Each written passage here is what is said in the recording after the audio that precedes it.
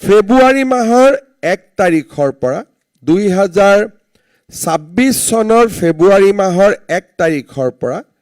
2027 চনৰ জানুৱাৰীৰ 31 তাৰিখলৈকে প্ৰতি মাহত আমি 2,500 টকাকৈ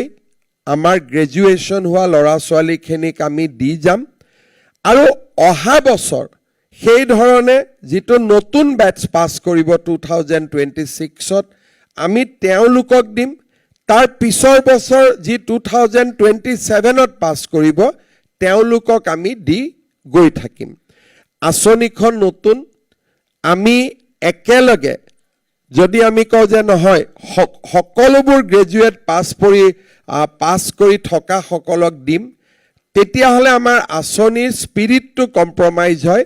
কাৰণ আমি বিচাৰোঁ যে এবছৰতকৈ যিসকল এতিয়াও নিবনুৱা হৈ আছে তেওঁলোকক যদি আমি সমৰ্থন কৰোঁ ই এক নিবনুৱা ভাত্তালৈ ৰূপান্তৰ হ'ব ইয়াক আমি আনএমপ্লয়মেণ্ট এলাউন্স হিচাপে দিব খোজা নাই